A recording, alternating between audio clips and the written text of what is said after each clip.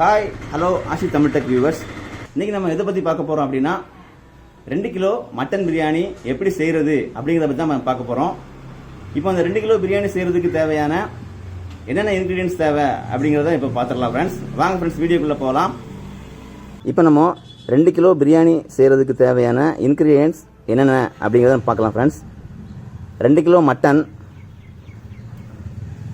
400 ml oil, gold winner oil, அதுக்கப்புறம் பார்த்தீங்கன்னா 400 grams curd தயிர், அதுக்கப்புறம் 300 grams இஞ்சி பூண்டு கலவை, அதுக்கப்புறம் பார்த்தீங்கன்னா 600 grams தக்காளி நல்லா பொடிசாக நறுக்கி வச்சுக்கிடுங்க. அதுக்கப்புறம் பார்த்தீங்கன்னா ஒரு 10 பச்சை மிளகாய் எடுத்துக்கிடுங்க.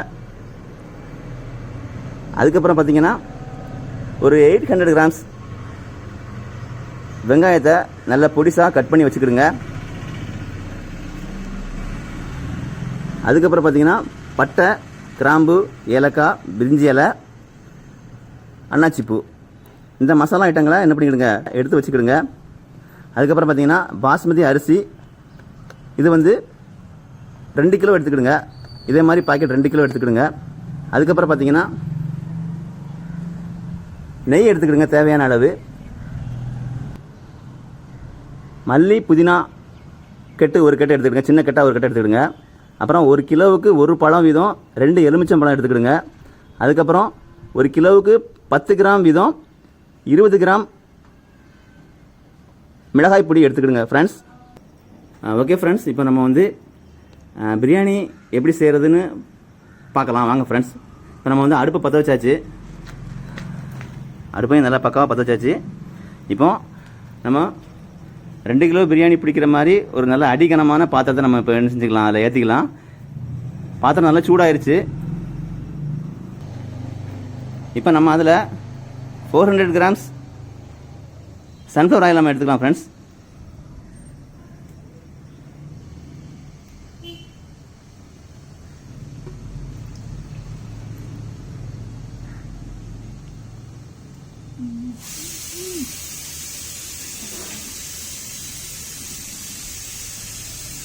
ஓகே ஃப்ரெண்ட்ஸ், நம்ம 400 grams வந்து ஆயில் ஊற்றியாச்சு. ஆயில் கொஞ்சம் காயட்டும். நெய் வந்து ஒரு 100 grams எடுத்துக்கலாம் ஃப்ரெண்ட்ஸ்.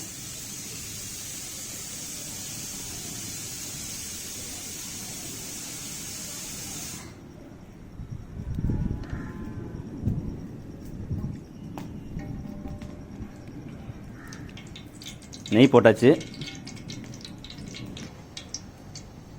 நம்ம எடுத்து வச்சிருக்கிற பட்டை, கிராம்பு, ஏலக்காய், பிரியாணி இலை, அன்னாச்சிப்பூ, இதை நம்ம என்ன செஞ்சுக்கலாம், இதில் போட்டுக்கலாம் ஃப்ரெண்ட்ஸ்.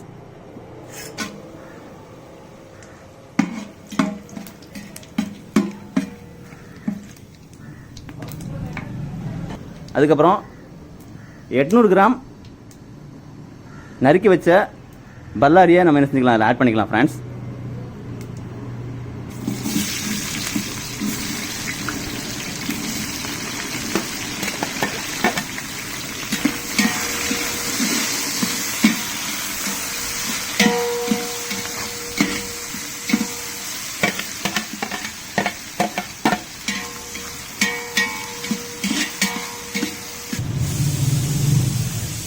ஃப்ரெண்ட்ஸ், இப்போ நம்ம பல்லாரியை போட்டாச்சு. இது வந்து நல்ல கோல்டன் ப்ரௌனாக என்ன செய்யணும், நல்லா ஃப்ரை பண்ணணும் நல்லா. அப்போ தான் வந்து பிரியாணிக்கு வந்து நல்ல டேஸ்ட் கொடுக்கும். வெங்காயம் இப்போ கொஞ்சம் கொஞ்சமாக வதங்கிக்கிட்டு இருக்கு. இன்னும் கொஞ்சம் வந்து கோல்டன் ப்ரௌனாக மாறணும். அதுக்கப்புறம் பார்த்தீங்கன்னா ஃப்ரெண்ட்ஸ், நம்ம வந்து கறியை வந்து வாங்கியிருக்கோம் பார்த்தீங்களா, அந்த கறியை வந்து குக்கரில் வந்து ஒரு விசில் வச்சு நம்ம என்ன செஞ்சுக்கலாம், இதை நம்ம வேக வச்சு எடுத்துக்கலாம். அப்போ தான் அந்த கறி கொஞ்சம் நல்லா சாஃப்டாக இருக்கும்.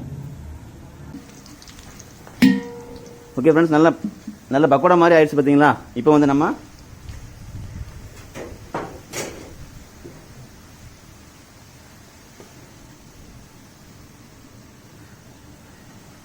பச்சை மிளகாய் போட்டுக்கலாம் ஃப்ரெண்ட்ஸ்.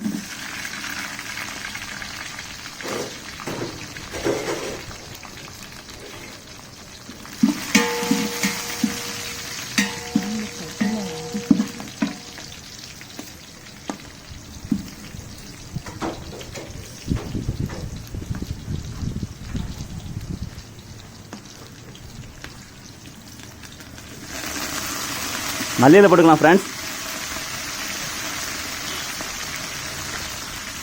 அதே மாதிரி புதினா ஒரு கைப்பிடி போட்டுக்கலாம் ஃப்ரெண்ட்ஸ்.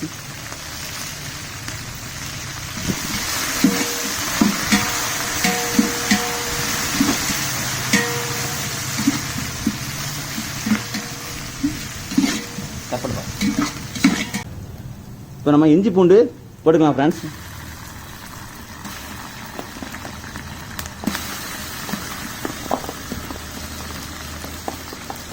இஞ்சி பூண்டு நல்ல பச்சை வாசனை வந்து போகிற வரைக்கும் நல்லா வதக்குங்க ஃப்ரெண்ட்ஸ்.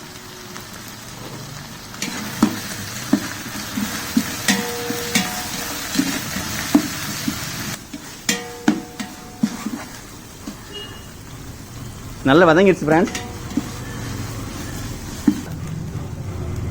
20 கிராம் மிளகாய் பொடியை நம்ம என்ன செஞ்சுக்கலாம், அதில் போட்டுக்கலாம் ஃப்ரெண்ட்ஸ். ஏன் இதில் போடுறோம் அப்படின்னா, இந்த ஆயிலில் போட்டால் தான் பிரியாணிக்கு சரியான கலர் கிடைக்கும், நல்ல பக்குவமாகவும் இருக்கும் ஃப்ரெண்ட்ஸ்.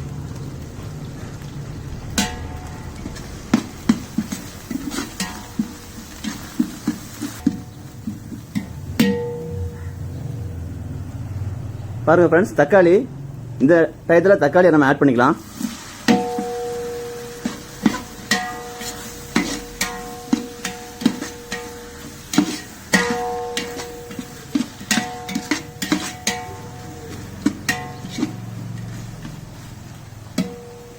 தக்காளி போட்டதுக்கப்புறம் தயிர் போட்டுக்கலாம் ஃப்ரெண்ட்ஸ்.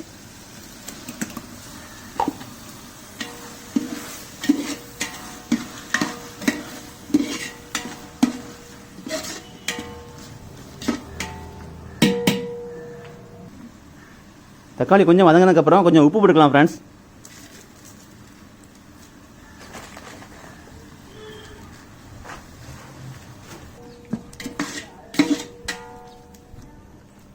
தக்காளி ஒரு 5 நிமிஷம் நல்லா வதங்கட்டும்.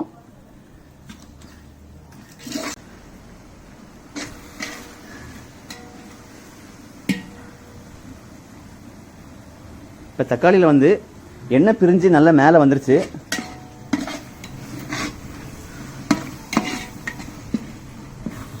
பார்த்தீங்கன்னா உங்களுக்கு தெரியும், எண்ணெய் நல்லா பிரிஞ்சு மேலே வந்துருச்சு. இந்த டயத்தில் நம்ம என்ன செய்ய போகிறோம், நம்ம குக்கரில் ஒரு விசில் அவிச்சு வச்சுருக்கோம் பார்த்தீங்களா, அந்த மட்டனை வந்து இதில் நம்ம ஆட் பண்ண போகிறோம். அதோட தண்ணியை வந்து நம்ம அளவு தண்ணிக்காக நம்ம எடுத்துட்டோம். இப்போ வந்து இதை மட்டும் நம்ம ஆட் பண்ண போகிறோம் ஃப்ரெண்ட்ஸ்.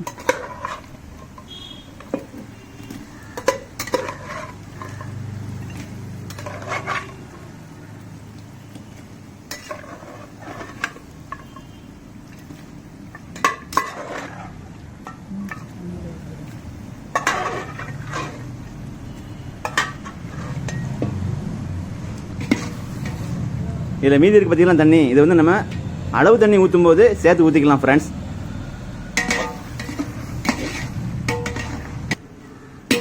ஓகே ஃப்ரெண்ட்ஸ், கறி போட்டாச்சு. கறி போட்டு ஒரு 5 நிமிஷம் நல்லா பாயில் ஆகட்டும். நம்ம ஒரு 2 நிமிஷம் மூடி போட்டு மூடிடலாம் ஃப்ரெண்ட்ஸ். இப்போ வந்து கறி வந்திருக்கான்னு பார்க்கலாம்.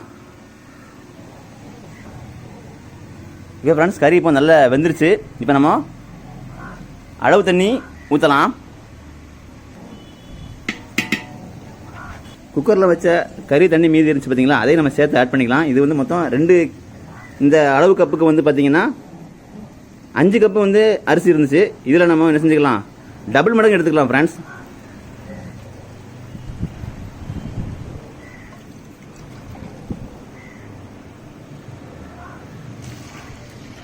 ஒன்று,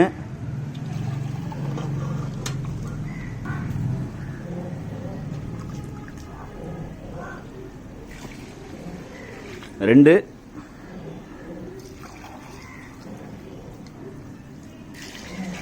மூணு,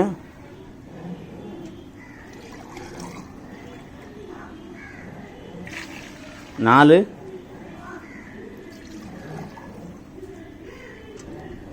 அஞ்சு,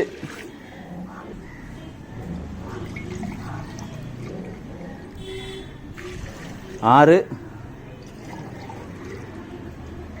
7, 8,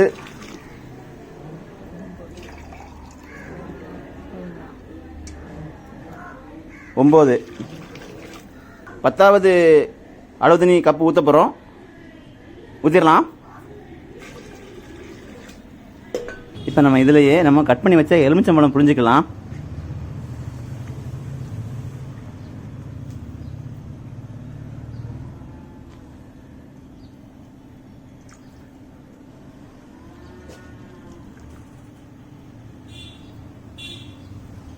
நல்ல கொஞ்சம் கொதி வந்ததுக்கப்புறம் நம்ம என்ன செய்யலாம், அரிசி போடலாம். அது வரைக்கும் கொஞ்சம் வெயிட் பண்ணலாம்.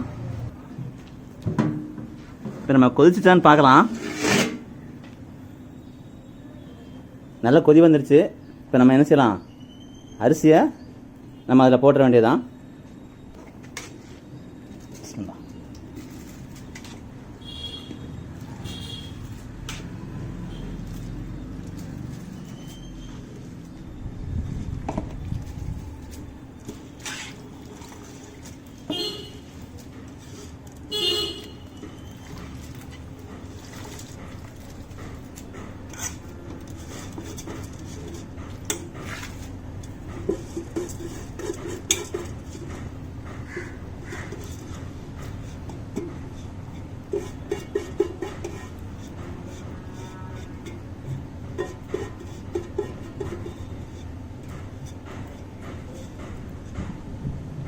எல்லா அரிசியும் போட்டாச்சு.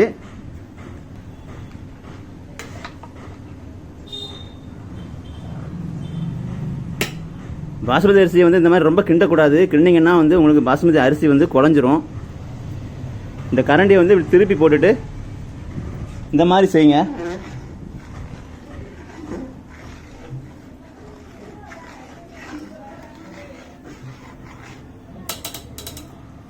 அரிசி கொஞ்சம் வேகட்டும்.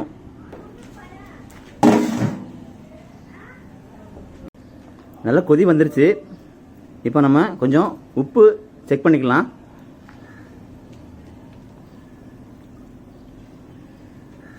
உப்பு அளவு கொஞ்சம் கூட தான் ஃப்ரெண்ட்ஸ் இருக்கணும். அப்போ தான் வந்து பிரியாணி வந்து நல்லா டேஸ்ட்டாக இருக்கும். உப்பு நல்லா சூப்பராக இருக்குது. நல்லா கொதி வந்துருச்சு. இப்போ நம்ம தம் போடுறதுக்கு சரியான டைம் வரப்போகுது. இன்னும் 2 நிமிஷத்தில் வெயிட் பண்ணுங்கள்.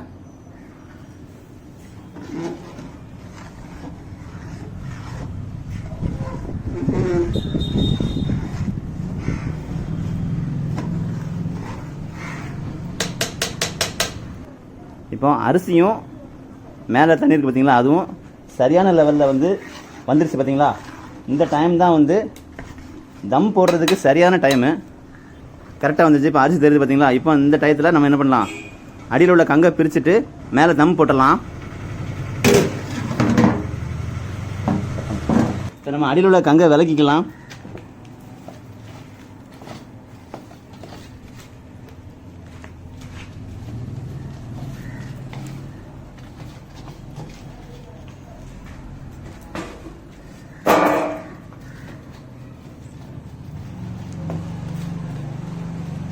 விளக்கியாச்சு. இப்போ நம்ம என்ன பண்ணலாம் அப்படின்னா, தம் போடுறதுக்கு கீழே உள்ள கங்கை எடுத்து நம்ம என்ன செஞ்சுக்கலாம், தம் போட்டுக்கலாம்.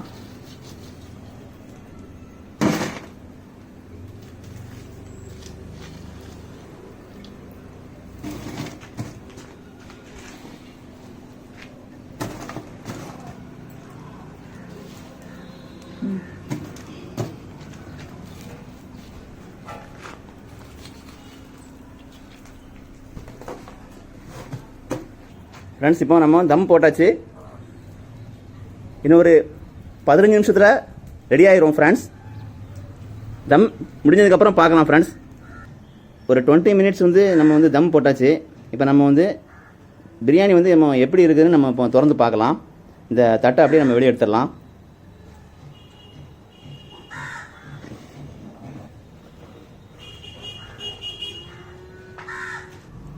ரொம்ப சூப்பரான முறையில் தம் ஆகி அருமையாக வந்திருக்கு ஃப்ரெண்ட்ஸ். பாஸ்மதி அரிசி மட்டன் பிரியாணி ரொம்ப அட்டகாசமான முறையில் வந்திருக்கு. ரொம்ப சூப்பராகவும் இருக்குது. அநேகமாக இது ரொம்ப டேஸ்ட்டாகவும் இருக்கும்னு நினைக்கிறேன். இப்போ இந்த பிரியாணியில் நம்ம கொஞ்சம் மல்லி இலை போட்டுக்கலாம். அதுக்கப்புறம் கொஞ்சம் நெய் போட்டுக்கலாம்.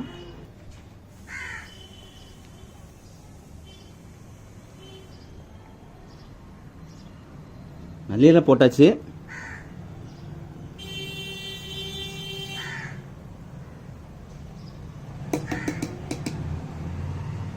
நெய் கொஞ்சம் ஊற்றியாச்சு.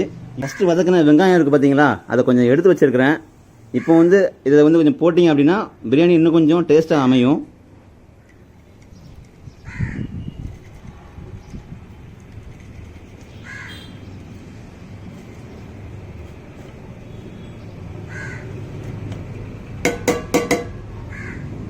இப்போ பிரியாணியை கிளறி விடலாம் ஃப்ரெண்ட்ஸ்.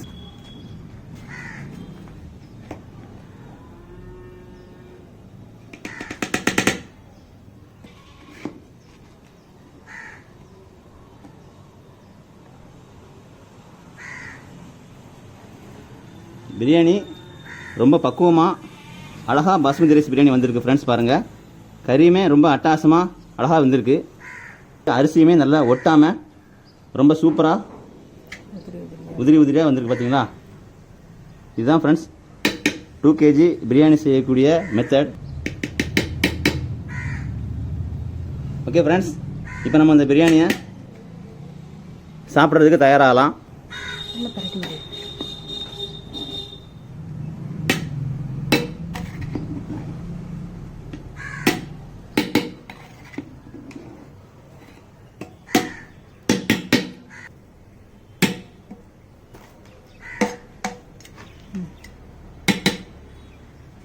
பிரியாணி வந்து ரொம்ப அழகாக வந்திருக்கு. இப்போ கொஞ்சம் நம்ம எடுத்து டேஸ்ட் பண்ணி பார்க்கலாம் ஃப்ரெண்ட்ஸ்.